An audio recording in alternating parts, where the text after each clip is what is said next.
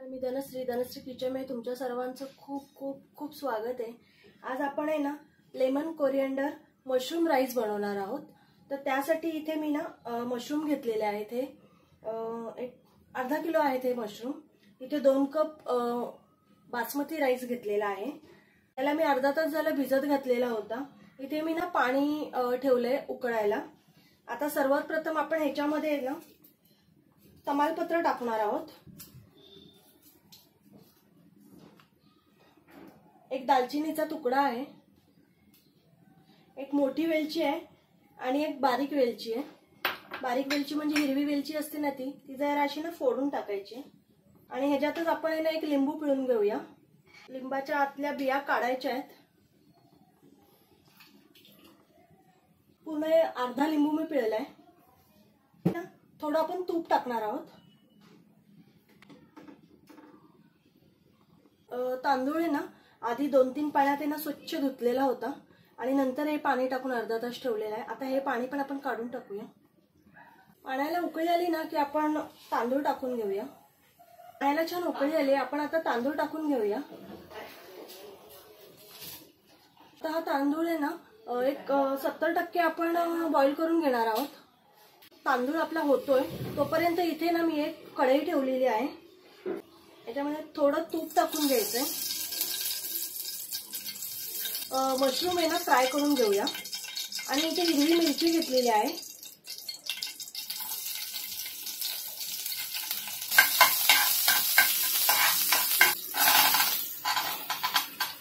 थोडे मशरूम आहे ना आपण भाजून घेऊया। इथे थोडं ना मीठ टाकून घेते मी। आणि आपण भातात पण मीठ टाकलं नाहीये तर भातात पण मीठ टाकून घेऊया। थोडंसं टाकायचंय कारण आपण नंतर फोडणी देणार ना तर तेव्हा पण टाकणार, त्यामुळे मी थोडंसं टाकलंय। इथे गॅस आहे ना फास्टच ठेवायचा आहे। आपण ह्याच्यात मीठ टाकलेलं ना त्यामुळे ह्याला हे पाणी सुटलेलं आहे। थोडी ना हळद टाकतेय, थोडं काश्मीरी लाल आहे। बघू शकता आपण मशरूम टाकले तेव्हाचे मशरूम जरा मोठी साईज होती, आता ते बऱ्यापैकी शिजलेत त्यामुळे त्यांची साईज पण खूप लहान झालेली आहे। फास्ट गॅस मध्ये जरा हे परतून घ्यायचे। आपल्याला एकदम अशी शिजवायचे नाही, त्याला काही शिजायला वेळ पण नाही लागत। आणि ते पाणी ना पूर्ण आटलेलं आहे। इथे आपण ना गॅस बंद करायचा आहे आणि हे काढून घेणार आहे। भाताकडे पण लक्ष ठेवायचंय। भाताला ना छान उकळी येऊ नये ना, एक 10 मिनिटं झालेली आहे आणि भात आहे ना बऱ्यापैकी एक 70% शिजलेला आहे। तर इथे मी ना गॅस बंद करून टाकणार आहे। आणि हा ना अशी आपल्याकडे ना चाळण असते ना त्याच्यामध्ये तो निथळायला ठेवायचा आहे। आणि त्याच्यावर आहे ना थोडं गार पाणी टाकून आहे ना, म्हणजे त्याची जी गरम होण्याची प्रोसेस आहे ना ती तिथे थांबते। तर त्यासाठी त्याच्यावर आहे ना थोडं आपलं गरम साधं पाणी टाकायचं आहे। मी ना तीच कढई घेतली, थोडी धुवून घेतलेली आहे। याच्यात तूप टाकूया थोडं आणि थोडं तेल टाकायचंय। तुम्ही इथे तुपाच्या ऐवजी बटर पण वापरू शकता। इथे ना कांदा बारीक करून घेतलेला आहे मी। या चॉपर मध्येच मी आहे ना इथे फक्त लसूण आहे आणि आलं आहे। काय आलंय मी कोथिंबीर पण त्याच्यामध्येच बारीक करून घेतलेली आहे ना, तो कोथिंबीर नंतर हे टाकलेलं त्यामुळे हे थोडं थोडं ग्रीन ह्याला लागलेलं आहे। लसणाचा जरा वापर जास्त करायचा आहे। आणि मी ना हे थोडं ऑरिगॅनो घेतलंय, थोडं चिली फ्लेक्स पण घ्यायचंय। हे बघा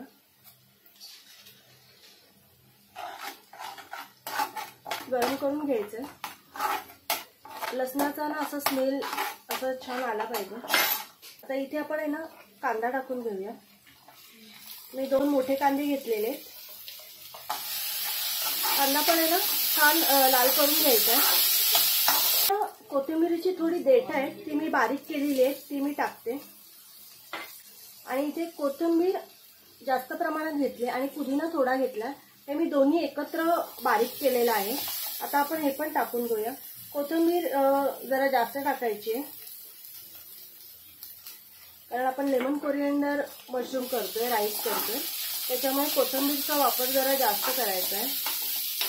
लिंबाच्या वरचं जे साल असतं ना ते थोडं किसून घ्यायचंय। त्याच्याने ना राईसला एकदम छान फ्लेवर येतो। हे बघा असं किसून घ्यायचं आहे छान। आता इथे ना थोडी हळद टाकून घेऊया, थोडी काश्मीरी लाल टाकायची, हे छान मिक्स करायचं आहे। आणि इथे मी ना ऑप्शनल आहे, माझ्याकडे ना थोडं होतं फरसबी आहे, ही मी कापून घेतलेली आहे, थोडी टाकून घेतली मी। त्याच्याऐवजी तुम्ही हिरवा वाटाणा टाकला तरी चालेल। आणि हा टोमॅटो चिरलेला आहे ना आपण टाकून घ्यायचा। ते टोमॅटो बारीक होण्यासाठी ना थोडं मीठ टाकून घेऊया।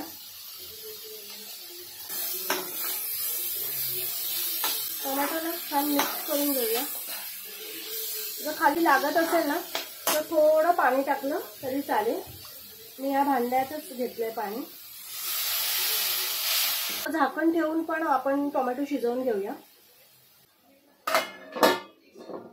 आपण झाकण काढून बघूया आता। तेल छान सुटलंय आणि ना टोमॅटो पण आपला छान बारीक झालाय। इथे ना हा अर्धा लिंबू आहे, तो मी पिळून घेते, बिया काढायच्या आहेत लिंबाच्या आतल्या। आणि आता आपण शिजलेला भात आहे हा टाकून घेऊया, थोडा थोडा टाकून मी हलवणार आहे, कारण माझी ना कढई लहान आहे।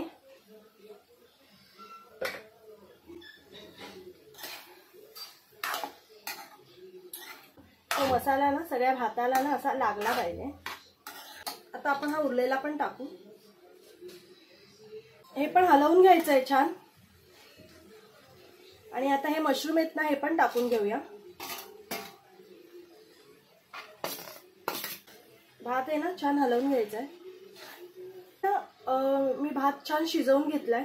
इथे जर तुम्हाला खाली लागेल अशी भीती वाटत असेल ना तर तुम्ही खाली तवा वगैरे पण ठेवू शकता।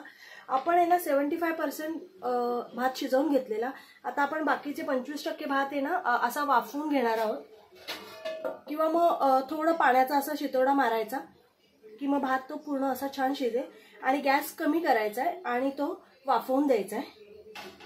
इथे ना 5 मिनिटं झालेली आहेत।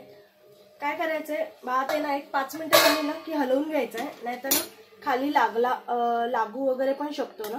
आणि या स्टेजला ना तुम्ही थोडी चव घेऊन बघा। आपण आता कारण आहे ना लास्टला मीठ नाही टाकलंय, कारण आपण आहे ना 3 वेळा मीठ टाकलेलं, मशरूम फ्राय केले सॉरी, तेव्हा पण आपण मीठ टाकलंय, टोमॅटो शिजायला मीठ टाकलंय आणि भातात पण मीठ टाकलेलं। जर तुम्हाला वाटलं तर तुम्ही या स्टेजला टाकू शकता।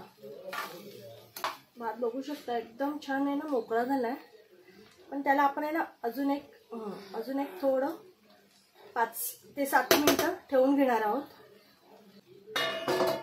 आपण आहे ना अजून एक 5 मिनिटं ठेवून घेतलेला होता, बघू शकता छान फुललाय मस्त आणि पूर्ण शिजलाय तो आता। इथे थोडं वरून आहे ना कोथिंबीर आणि पुदिना दोन्ही पण आहे, एकदा हलवून घ्यायचं छान। आणि अशा प्रकारे आहे ना लेमन कोरिएंडर मशरूम राईस झालेला आहे। तर नक्की ट्राय करा, खूप छान होतो, टेस्ट एवढी भारी होते ना त्याची। रेसिपी आवडली असेल तर नक्की लाईक शेअर आणि सबस्क्राईब करा। बाय।